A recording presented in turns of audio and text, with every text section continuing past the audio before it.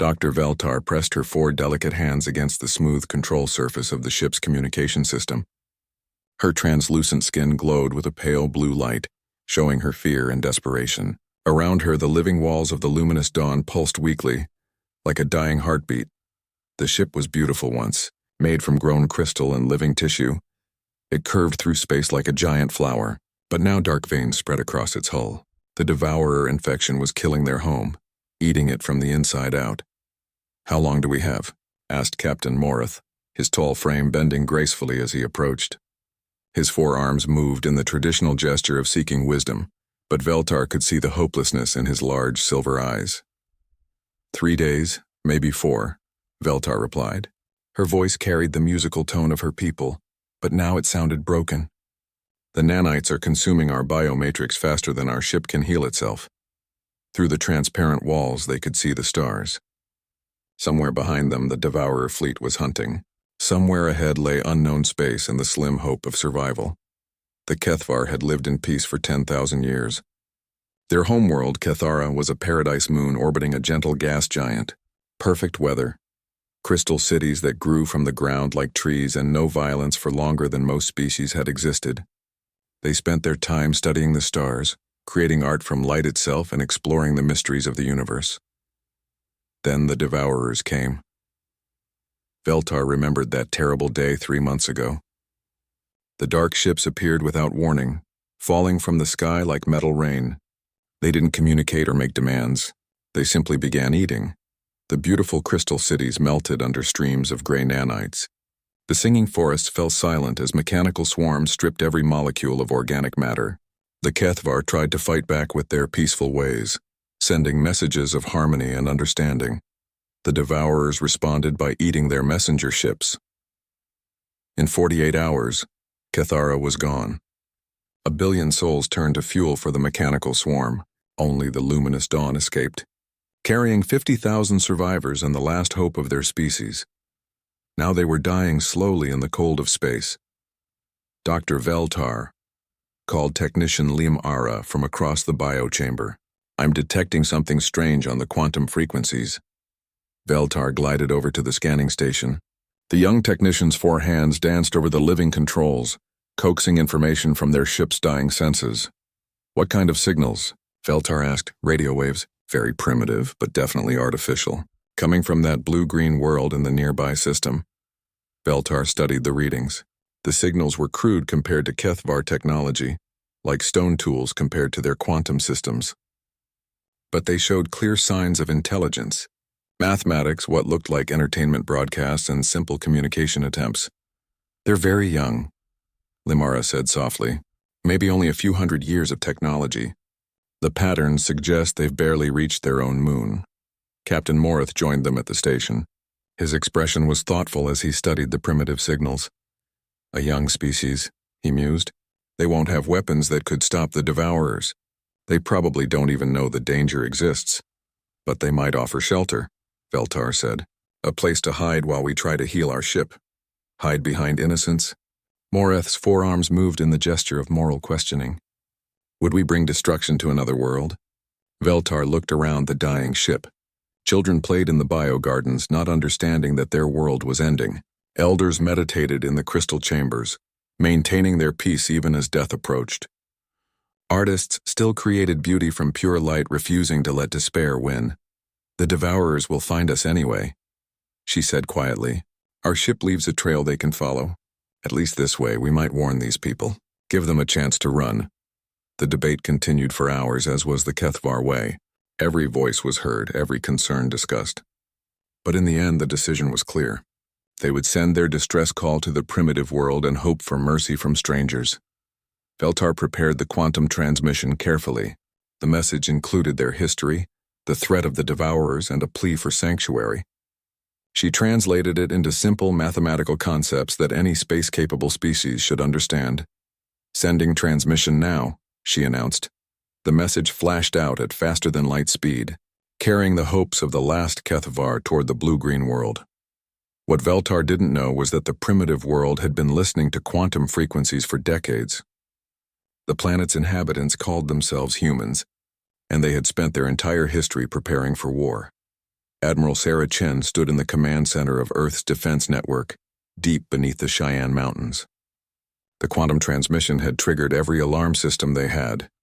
"Translation complete, Admiral," reported Lieutenant Morrison, his young face pale as he read the decoded message. "It's a distress call from an alien species. They're requesting sanctuary from something called Devourers." Admiral Chen read the translation on her personal screen. Her scarred face remained calm, but her knuckles went white as she gripped the edge of her command station. The message told a story of genocide on an unimaginable scale, an entire world consumed in 2 days. A billion souls turned to fuel for mechanical monsters, a dying ship carrying the last survivors of an ancient civilization. "Sir," Morrison continued, "according to their data, these Devourers consume everything. They eat planets down to the core and turn the matter into more ships. They've destroyed 17 star systems." Chen studied the tactical data included in the message. The Devourer ships were massive, adaptive, and carried enough firepower to crack planets. Their technology was centuries ahead of Earth's current capabilities. Any sane military commander would have recommended hiding. Earth's location was still secret from galactic civilization. They could stay quiet, let the aliens die in space, and hope the Devourers never found their world. But Admiral Chen had spent 30 years preparing for this moment. Earth had always known that something dangerous was out there in the dark. They had built their entire military philosophy around one simple idea. "When monsters come for innocent people, you fight." "Admiral," Morrison asked quietly, "what are your orders?" Chen looked at the star map showing the approaching alien ship and the Devourer fleet following behind it.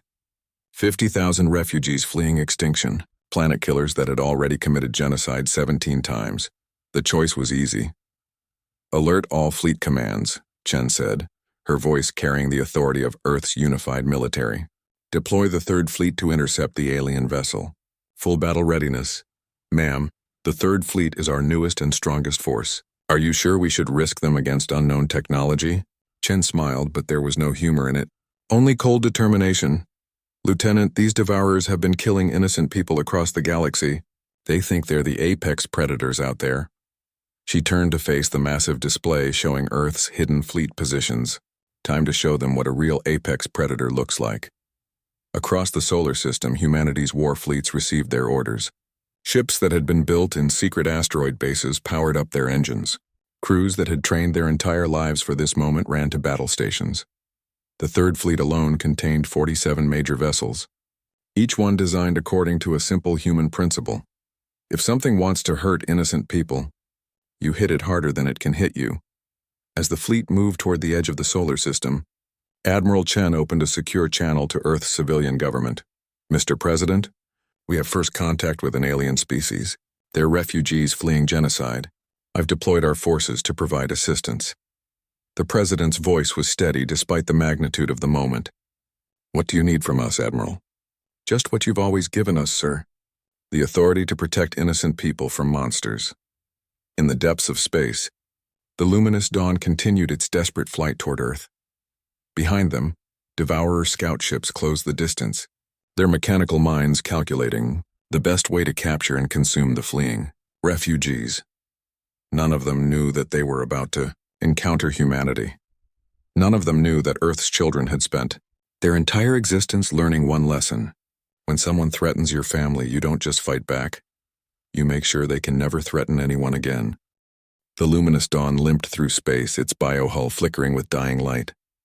Dr. Veltar watched the scanner displays with growing despair. The Devourer scouts were gaining on them, their metal ships cutting through space like knives. "How long until they catch us?" Captain Morith asked, his forearms moving in the gesture of accepting fate. 6 hours, maybe 7, Veltar replied. "Our ship is too damaged to run much longer." Around them, the last Kethvar tried to maintain their peaceful ways even as death approached. Some meditated in the crystal chambers. Others sang the old songs that told the history of their people. Children played games of light and harmony, not understanding that their world was ending. Veltar had sent their message to the primitive world 3 days ago. No response had come. The young species was probably too frightened to help, or maybe they didn't understand the message at all. "Wait," Technician Limara called out suddenly. "I'm detecting massive energy signatures ahead." Veltar rushed to the scanner station. The displays showed impossible readings. Dozens of large objects moving toward them at high speed. Ships, Limara whispered. Very large ships. Captain Morith joined them, his silver eyes wide with shock. Could they be devourers? Did they somehow get ahead of us? Veltar studied the scanner data carefully. These ships were different from the devourers. Where devourer vessels looked organic and diseased, these new ships appeared angular and brutal. They looked like weapons built in the shape of spaceships. No, she said finally. These are something else entirely. The lead ship was enormous, nearly twice the size of their own vessel. Its hull was dark gray metal covered in strange markings. Weapon ports dotted its surface like the eyes of some predator. It looked designed for one purpose, war. Incoming transmission, Limara reported, her voice shaking. The communication screen flickered to life, showing a face that made every Kethvar on the bridge step backward in shock. The creature was clearly intelligent, but it looked like something from their ancient nightmare stories. Its skin was tan and scarred, with hair the color of dark metal. One of its eyes had been replaced with a mechanical device that glowed red in the dim light. But most terrifying of all, it had only 2 arms. In Kethvar culture, this was the mark of a dangerous predator. This is Captain Maria Santos of the United Earthship Thermopylae, the creature said in accented but clear galactic standard. We received your distress call. You're under our protection now. Veltar found her voice with difficulty. You understood our message?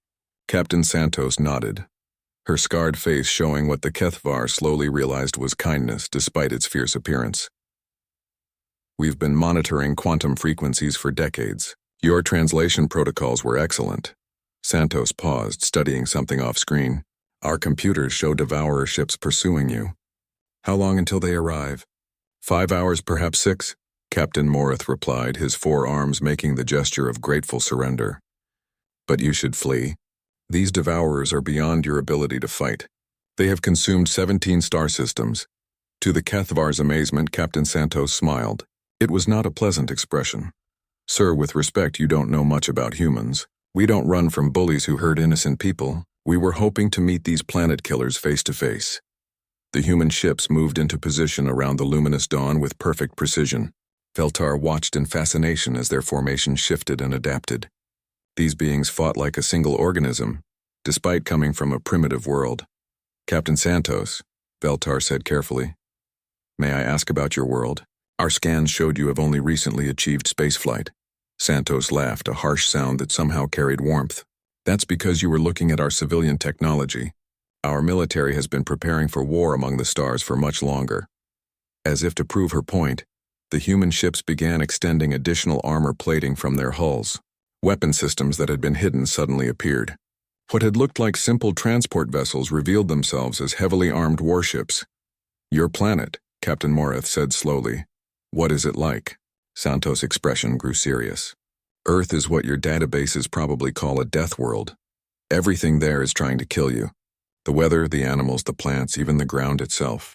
Most of our planet is covered in poisonous water that's full of creatures with too many teeth. Veltar felt faint. And you? Evolved there? Not just evolved, Santos said with pride. We thrived. Earth taught us that the universe is a dangerous place full of predators. So we became the apex predators. A new voice came over the communication system, older and carrying absolute authority. All ships, this is Admiral Chen.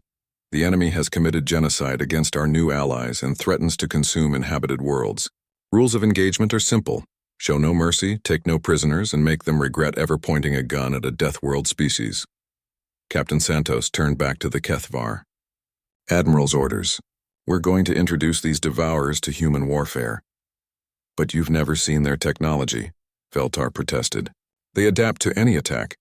They learn from every battle. Good, Santos replied. We like a challenge. The next few hours passed like a dream for the Kethvar. The humans prepared for battle with an efficiency that bordered on terrifying. Weapons were loaded, systems checked, and battle plans distributed. But what shocked Veltar most was the humans' attitude. They weren't afraid. They weren't even particularly worried. They were excited. Music played over their communication channels, wild, driving sounds that made the blood pump faster. Crews sang along as they armed their weapons. Some ships painted symbols on their hulls, marking themselves as predators ready for the hunt. This is insane, Limara whispered to Veltar. They're actually looking forward to fighting the Devourers. Veltar watched Captain Santos coordinating with her crew. The woman moved with the grace of a natural hunter, every motion efficient and deadly. Her scarred face showed confidence that bordered on arrogance. Tell me about your weapons, Veltar asked. Santos gestured to her tactical display. Railguns for long-range punch, missiles for area denial, particle beams for close work. And if things get really bad, we ram them. Ram them. Drive our ship into theirs at maximum speed. Usually ruins both vessels, but it's very effective. The casual way Santos discussed mutual destruction made Veltar's 4 hearts skip beats. How do you rebuild your forces after such losses? We don't plan on losing, Santos said simply. We plan on winning so completely that the enemy can't threaten anyone ever again. As the hours passed, Veltar learned more about these impossible humans. Their gravity was 3 times stronger than Cathara's. Their atmosphere was partially toxic, and their weather included storms that could level cities. They had evolved in a world where everything was trying to kill them, so they had learned to kill back more efficiently than anything else. Dr. Veltar, Limara called out suddenly. The Devourers are dropping out of faster-than-light travel. The whole fleet. The scanner displays lit up with contacts. Hundreds of Devourer ships, from small fighters to massive world crackers. They looked diseased and organic, covered in self-replicating machinery that constantly rebuilt and adapted them. Captain Santos studied the enemy formation with professional interest. Impressive numbers. Admiral Chen, this is Santos. I count 400-plus contacts, including at least 12 heavy cruiser equivalents. Admiral Chen's voice came back calm and steady. Confirmed, Captain. All ships advance to engagement range. Let's show our new friends what human hospitality looks like. To Veltar's complete amazement, the human fleet moved forward to attack. 57 human ships against 400 Devourer vessels, and the humans were eager for the fight. The Devourer fleet dropped out of faster-than-light travel like a plague of metal insects. Their ships looked wrong to Dr. Veltar's eyes, organic curves mixed with mechanical angles, as if machines and living tissue had been fused together in some nightmare laboratory. The smallest ships were the size of human fighters, covered in weapon pods that looked like tumors. The largest were bigger than Earth's dreadnoughts, their hulls crawling with self-repairing nanites that made them look alive and diseased at the same time. 437 contacts, Technician Limara reported, her forearms shaking as she operated the scanner controls. 12 heavy cruisers, 36 destroyers, and the rest are fighters and support vessels. Captain Morith stood frozen at the center of the luminous Dawn's bridge. His silver eyes reflected the scanner displays showing the massive enemy fleet. In 3 months of running, he had never seen so many Devourer ships in one place. They've been hunting us across 3 star systems, he whispered, building their fleet, learning our capabilities. This isn't just a pursuit force anymore. This is an extermination fleet. Dr. Veltar felt her 4 hearts beating too fast. The Kethavar had always solved problems through discussion and peaceful negotiation. Violence was so foreign to their nature that they barely had words for concepts like strategy or tactics. But the humans were different. Captain Santos's voice came over the communication channel, calm and professional despite facing impossible odds. All ships, this is Santos. Enemy fleet is moving into standard pursuit formation.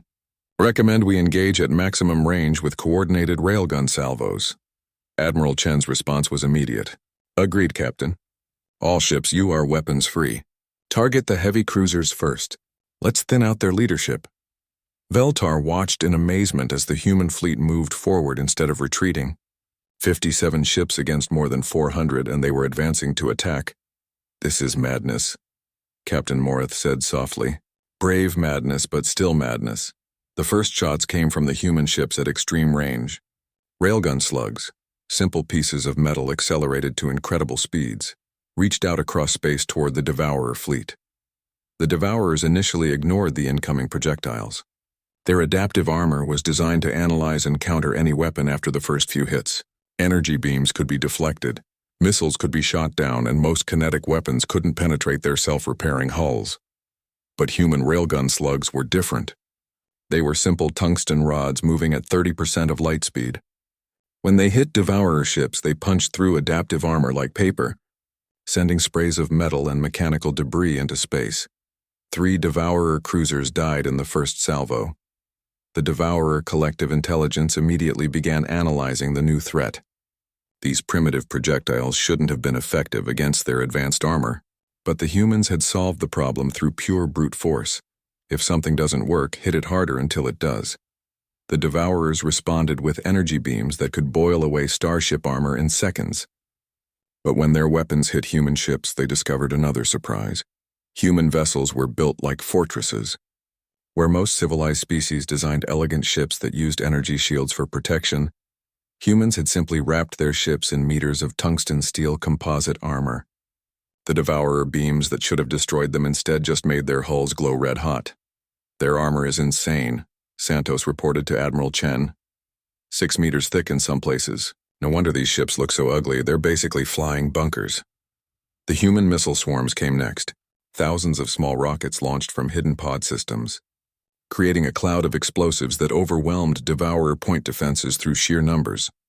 The Devourer hive mind tried to adapt, shooting down as many missiles as possible. But for every 10 they destroyed, 1 got through.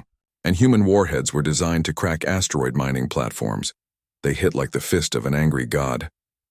Captain Santos engaged a Devourer heavy cruiser in single combat, using her ship's superior maneuverability to stay in its blind spots.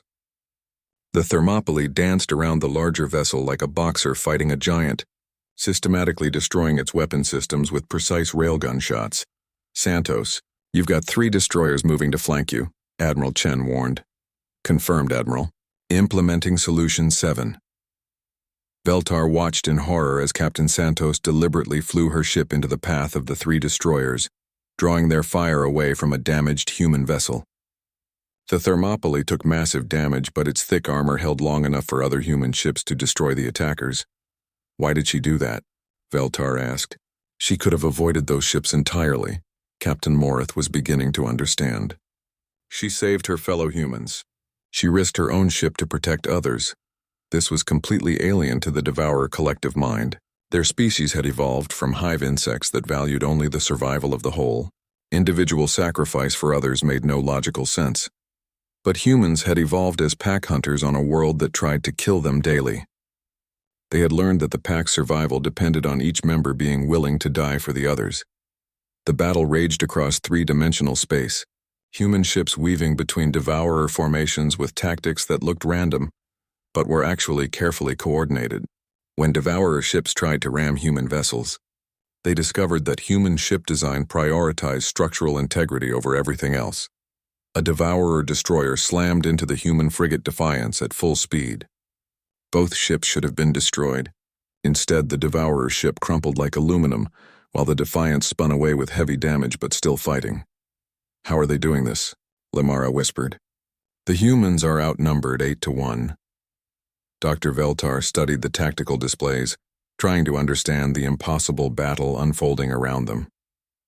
The Devourers had superior numbers, better technology, and adaptive capabilities that should have made them unbeatable. But they kept making the same mistake. They were fighting humans like they were civilized beings. Civilized species fought logically. They used minimal force, retreated when outgunned, and valued elegant solutions over brute force approaches. Humans fought like the Deathworld predators they were. They used maximum force, advanced when outgunned, and solved problems by hitting them with bigger hammers until they broke. When a human ship was damaged, its crew didn't retreat for repairs. They flew it directly at the nearest enemy ship, using their vessel as a guided missile. When human weapons ran out of ammunition, the crews started ramming their enemies with chunks of metal launched from improvised catapults. Captain Santos's ship took a direct hit from a Devourer particle beam that should have vaporized it.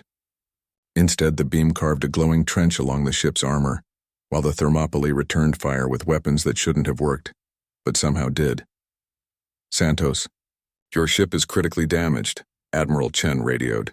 Withdraw for repairs. Negative, Admiral. I'm reading structural weakness in the enemy cruiser's engine section. Preparing for ramming speed. Santos, you have 300 crew aboard. Already launching escape pods, Admiral. See you on the flip side.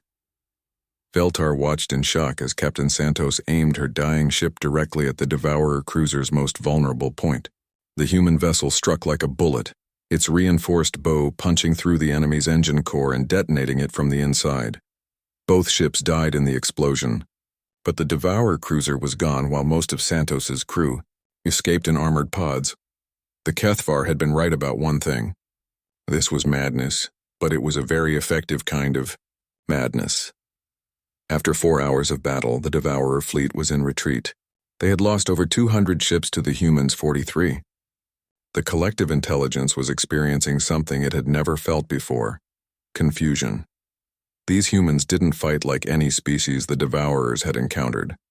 They should have been easy prey, primitive technology, inferior numbers, no energy shields or adaptive armor. Instead, they fought like demons, turning every disadvantage into a weapon and every defeat into a victory. And the worst part was that they seemed to be enjoying it. The battle had raged for 12 hours now, and the Devourer collective mind was learning to fear. Fear was not an emotion the Hive intelligence had experienced before. For 1,000,000 years they had consumed worlds with perfect efficiency. Their adaptive technology learned from every weapon used against them. Their numbers grew with every victory. They were the apex predators of the galaxy, but these humans were different. The collective watched through 1,000 mechanical eyes as human ships continued their impossible resistance. The primitive Deathworlders should have been extinct hours ago. Instead, they kept fighting with tactics that made no logical sense. When human ships were outnumbered, they charged forward instead of retreating. When their weapons were depleted, they used their ships as weapons. When facing certain death, they sang battle songs over their communication channels. The Devourer mind studied the data from 17 destroyed star systems. Every other species had fought logically, using their best weapons first, retreating when outgunned, attempting to negotiate when defeat was certain. Humans did none of these things. They seemed to get more dangerous as the situation became more hopeless. Admiral Chen's voice echoed across the human fleet frequencies. "All ships, this is Admiral Chen. Devourer forces are regrouping for another assault. Remember, we're not just fighting for Earth today. We're fighting for every innocent soul these monsters have consumed." Dr. Veltar listened to the transmission from the safety of the luminous Dawn's bridge. Around her, the last Kethvar watched the battle in amazement and growing horror. "They've lost 43 ships," Captain Morath said quietly. "Thousands of their people are dead. But they're still fighting." "More than fighting," Technician Limara observed. "They're winning." The scanner display showed the truth of her words. The Devourer fleet, which had started with over 400 ships, was down to barely 200. Their careful formations had been shattered by human tactics that valued results over survival. But the Devourers still had one weapon left, their planet killer. The massive vessel emerged from the center of the Devourer fleet like a mechanical moon. Its hull was covered in weapon arrays designed to crack worlds, each one capable of boiling away continents. "New contact," Limara reported, her forearms shaking as she operated the scanner controls. "Devourer superweapon. It's enormous." The planet killer was 3 times larger than Earth's biggest dreadnought. Its central cannon could punch through a planet's crust and detonate the core, shattering entire worlds into asteroid fields. Veltar felt her heart stop as she realized what the Devourers were planning. "They're going to destroy the human world," she whispered. "All those billions of innocent people." The Devourer collective mind had made its decision. These humans were too dangerous to be allowed to exist. Their primitive technology was somehow more effective than advanced energy weapons. Their illogical tactics were defeating superior numbers and adaptive capabilities. The only solution was complete extermination. The planet killer began charging its main weapon, energy readings climbing to levels that made space itself glow with deadly radiation. Then something impossible happened. A transmission came from the Devourer fleet, directed at the human forces. The collective intelligence was attempting to communicate. "Attention human vessels," the mechanical voice echoed across space. "We offer terms. Surrender the Kethvar refugees to us, and we will spare your homeworld. You have fought with honor. There is no need for your species to die today." Admiral Chen's response came immediately, her voice carrying absolute determination. "This is Admiral Sarah Chen of the Terran Defense Force. We don't negotiate with genocidal machines. You want the Kethavar? You'll have to go through every human in this fleet. And we're all volunteers who grew up on a planet that's been trying to kill us since birth. Good luck with that. The Devourer Collective processed this response with growing confusion. The humans could save themselves by abandoning the refugees. It was the logical choice. Sacrifice 50,000 aliens to save billions of their own people. But humans weren't logical. They were pack hunters who had learned that abandoning the weak made the whole pack weaker. "Sir," came a voice over the human fleet channel. "This is Commander Park of the Destroyer Soul. Planet Killer is almost fully charged. Estimate 30 seconds until firing." Veltar closed her 4 eyes, preparing for the end. The humans had fought bravely, but no fleet could stop a weapon designed to crack worlds. Then Admiral Chen spoke again, her voice calm as death itself. "All ships, this is Admiral Chen. Form defensive shell around Earth and our Kethvar friends. We're going to block that shot." "Admiral," Commander Park protested, "that weapon can destroy planets. Our ships can't absorb that kind of energy." "Watch us," Chen replied. What happened next would be remembered in human legend for 1,000 years. The entire human fleet moved into position between the Planet Killer and Earth. 14 remaining capital ships, 29 cruisers and destroyers, and hundreds of smaller vessels formed a wall of metal and courage. In the path of certain destruction, they weren't trying to dodge the weapon, they were going to absorb it. All ships, maximum power to front armor, channel energy into heat sinks. Prepare for impact. The Planet Killer fired. A beam of pure destruction lanced across space, carrying enough energy to boil away oceans and crack continental plates. It struck the human fleet with the force of a collapsing star, and the humans took it. Ship after ship died, their hulls vaporizing under the impossible energy assault. But each vessel absorbed a fraction of the beam's power, weakening it before passing the reduced energy to the ship. Behind it, the human ships had been designed with something no other species considered: necessary energy dissipation. Systems that could handle power levels far beyond their normal weapons. They were built to fight in the radiation storms around gas giants and the energy fields near neutron stars. The beam that should have destroyed Earth struck the planet's atmosphere as a manageable burst of heat and radiation. Dangerous but not world-ending. Hundreds of human ships died. Thousands of crew members sacrificed their lives without hesitation. But Earth survived, and so did the Kethvar refugees. The Devourer collective mind experienced something it had never felt before: terror. These humans had just committed mass suicide to protect others. They had absorbed a planet-killing weapon with their own bodies, knowing it meant certain death. What kind of species does that? The answer came in the form of reinforcements. New contacts appeared on the scanner displays, hundreds of them. Human ships emerging from hidden bases throughout the solar system. Mars orbital platforms came online, revealing massive gun batteries that had been disguised as mining equipment. The asteroid belt lit up with weapons platforms that had been built inside hollowed-out rocks. "This is Admiral Torres of the First Fleet," a new voice announced. "Sorry we're late to the party. Had to let you test their capabilities first." Earth's entire solar system was a fortress. The fleet the Devourers had been fighting wasn't humanity's main force, it was their scouting expedition. The real human navy was just arriving. "Admiral." Chen's voice carried grim satisfaction as she addressed the Devourer fleet. "You wanted to see what Deathworlders can do? You've been fighting our advanced scouts. Now you get to meet our actual military." Over 1,000 human ships powered up their weapons, surrounding the remaining Devourer forces in a sphere of concentrated firepower. The collective mind realized it had made a terrible mistake. It hadn't been hunting refugees across space. It had been walking into a trap set by the most dangerous predators in the galaxy, and now there was nowhere to run. The Devourer collective mind had consumed 17 star systems and faced 1,000 different species. But it had never encountered anything like the sight that greeted it now. Over 1,000 human warships surrounded the remaining Devourer fleet in a perfect sphere of destruction. Each vessel bristled with weapons that looked crude but had proven devastatingly effective. The humans had turned their entire solar system into a fortress, and the Devourers were trapped at its center. Dr. Veltar watched from the luminous dawn as the human reinforcements took position. These new ships were even larger than the First Fleet, their dark hulls scarred by years of combat training in the radiation zones around gas giants. "How many ships do they have?" Technician Limara whispered, her forearms moving in the gesture of overwhelming awe. "All of them," Captain Morith replied quietly. "They've committed their entire military to protecting us." Admiral Torres' voice echoed across the fleet communications. "Devourer vessels, this is Admiral Elena Torres of the Terran Defense Force. You have committed genocide against multiple species and threatened our allies. Surrender now and we will make your destruction quick." The Devourer Collective tried to process this unprecedented situation. In a million years of conquest, no species had ever offered them terms of surrender. They were the hunters, not the hunted.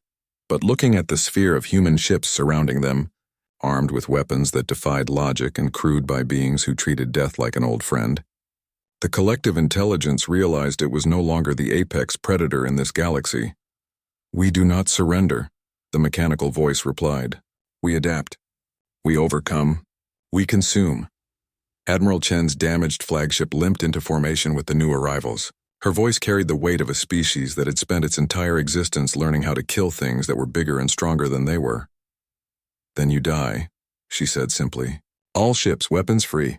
Show them what happens when you threaten innocent people in front of humans." What followed was not a battle. It was an extermination. The human fleet attacked from every direction at once, their coordinated assault leaving no avenue of escape for the Devourer ships. Where the first engagement had been a test of capabilities, this was a demonstration of pure human warfare. Railgun slugs punched through Devourer hulls like raindrops through paper. Missile swarms overwhelmed point defenses through sheer volume of fire.